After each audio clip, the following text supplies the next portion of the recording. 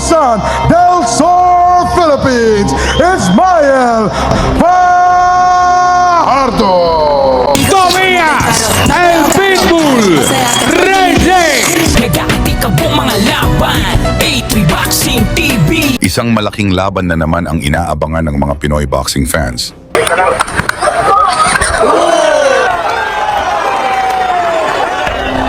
Dahil ang isa sa inaasahang susunod na world champion ay muling sasabak sa aksyon.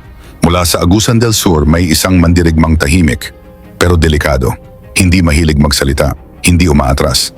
At sa bawat laban, kamao ang ginagamit niyang pananalita. Siya ang silent assassin, si Miel Fajardo. May record na 13 panalo, 11 knockout at 3 talo.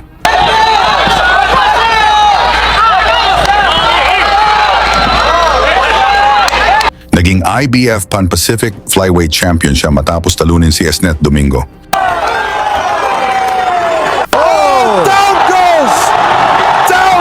Yun ngayon, mas malaking hamon ang naghihintay. Isang title eliminator. Isang laban na maglalapit sa kanya sa world title.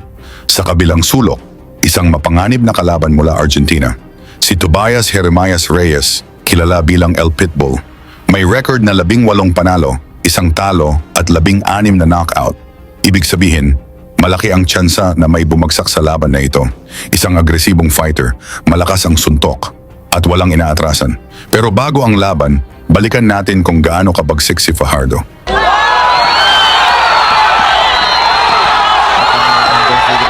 Angas ng Cebu. Sa laban niya kontra kay John Paul Gabonilas, isang knockout artist din, ipinakita niya ang kanyang lakas. Bago yan, pa-like at subscribe na lang kasama ang bell. Malaking tulong yan sa aming mga content creator. Sa loob lang ng 1 minuto, natapos ang laban. 2 suntok pa lang, bumagsak agad ang kalaban. Nakatayo man, halata ang epekto.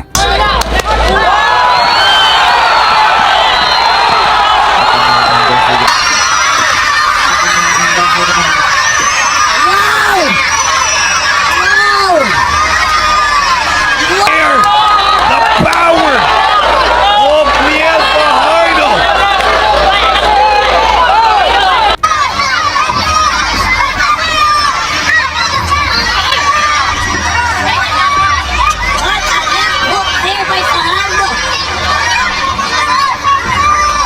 Sinundan pa ng sunod-sunod na kombinasyon hanggang muli siyang bumagsak.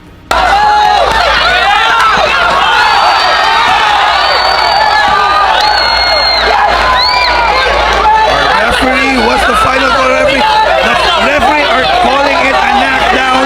That Second knockdown here on the first round. Sa huling pagkakataon, isang solidong kaliwa ang tuluyang nagpahiga sa kanya. angas ng Cebu. Another knockdown here. 3 beses bumagsak si Gabonilas at doon na pinatigil ng referee ang laban. Knocking out John Paul Gabonilas.